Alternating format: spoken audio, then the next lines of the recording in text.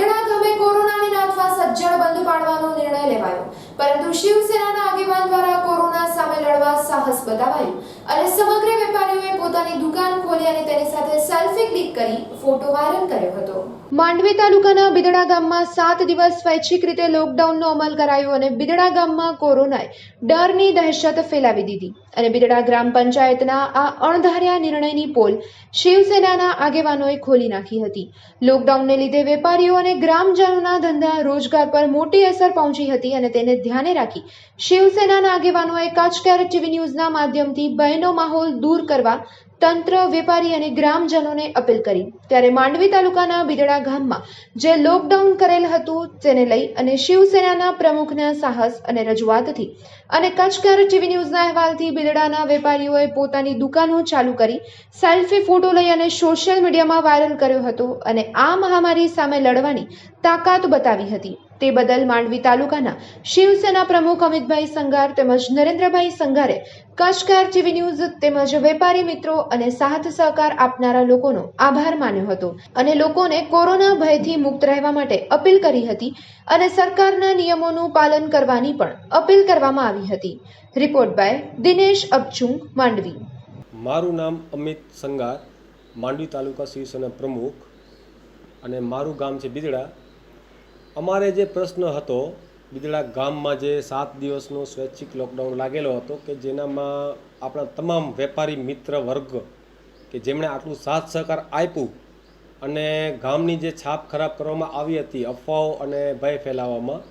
તો એના માટે બધા વેપારી મિત્રોએ ભેગા થઈ એના માટે અવાજ ઉપાડી અને બહુ સાથ સહકાર સારું આપ્યું। અને અત્યારે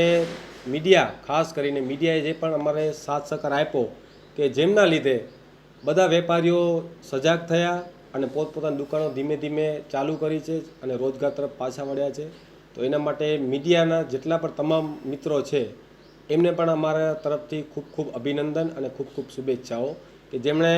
અમારા માટે, અમારા ગામના નામ માટે ઘણી બધી મહેનત કરી છે અને બહુ સારું એવું આપ્યું છે કે જેને બધા વેપારીઓ પણ વધાવી લીધું છે। તો તમામ વેપારી મિત્ર વર્ગ અને સમગ્ર અમારી ટીમ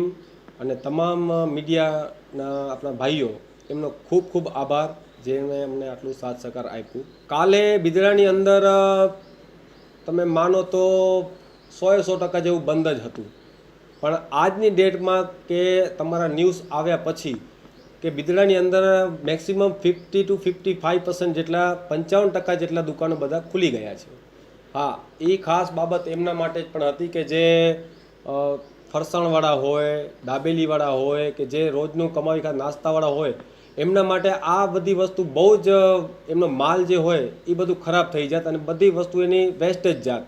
તો એ વસ્તુ એ લોકોને બહુ નુકસાન ભોગવવું પડત, જેના માટે કોઈ પણ તંત્ર આ તો સરકાર તરફથી એ લોકોને વળતર મળત નહીં। મારું નામ નરેન્દ્ર સંઘાર છે। જય ભવાની, જય માતાજી। પ્રશ્ન નહીં, પણ આજે એક વાતની ખુશી થાય છે કે સોશિયલ મીડિયા દ્વારા કચ્છ કેર અને મારો અવાજનો જે કાલે આપણે એક પહેલ ચાલુ કરી હતી, કારણ કે નાના નાના વેપારીઓના જ્યારે કોલ આવ્યા કે સાહેબ અમારા પાસે કાંઈ પણ જાણ કર્યા વગર અમારી દુકાનો જ્યારે એવી રીતે ક્લોઝ કરશું તો અમને ઘણું બધું નુકસાન થશે, પણ તમારું અમને જે સાહસ મળ્યું, તમારા તરફથી સાથ મળ્યો, એના લીધે આજે તમે જોઈ શકો છો કે આપણા અમિતભાઈએ જે પ્રમાણે વાત પણ કરી કે 55 થી 60% દુકાનો આજે ઓપન છે અને ખાસ કરીને એમના ચહેરા ઉપર જે સ્મિત જોવા મળે છે કે